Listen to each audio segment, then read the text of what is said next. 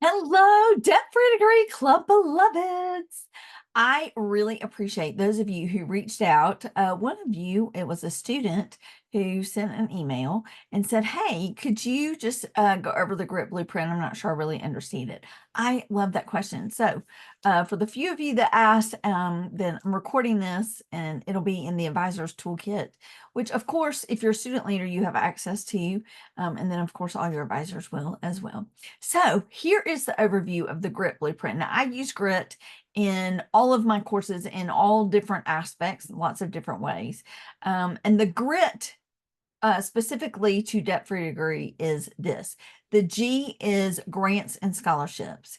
Are you aware that there's 46 billion with a B, $46 billion in grants and scholarships out there? And so we're going to be talking about that certainly through the clubs and working with our scholarship partners and all of that. But I just want you to know that there's that much money out there just in grants and scholarships. The R is return on investment.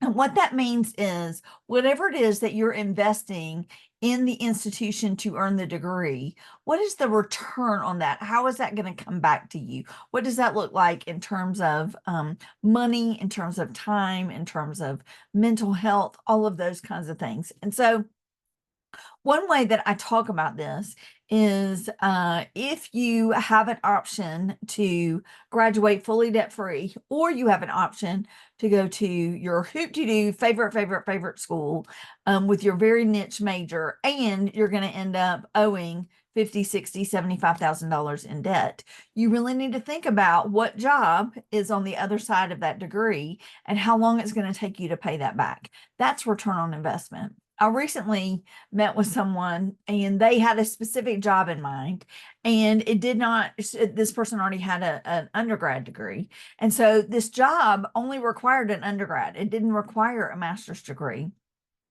Yet they were thinking to give themselves a leg up to really boost, their skill set, that they would go for a different degree. And in this conversation, she realized she was going to be taking about $50,000 in debt with no guarantee that the job was she was even going to get the job. And then how many years, if she got the job and she got a new, a pay bump, how many years would it take to pay herself back for that return on that investment? So the R is return on investment. The I is interconnection. The I is that's the interconnection is the I in all of my programs and every single time that I use grit, because working smarter, not harder is absolutely something we need to be doing. And it's also one of those things where you begin to see that when you're working smarter, not harder, you're being much more efficient. So like, for example, oftentimes in one of the club, in one of the weeks of curriculum, we talk about scholarships. In another week, we talk about scholarship essays. In another week, we talk about how it is that your parents and your friends and your family, that they can contribute to your scholarship list and what that looks like. We talk about the email, all of that. It's getting you thinking about a debt-free degree all the time. And so having that interconnected piece is really critically important.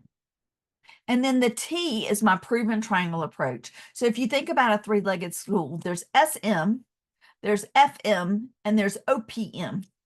So SM is student money. So the student, what is the student input going to be in this debt-free degree? It could be ways to make money, ways to save money, the grades, certainly choosing what school to go to, all of that. That's the SM, that's the student responsibility.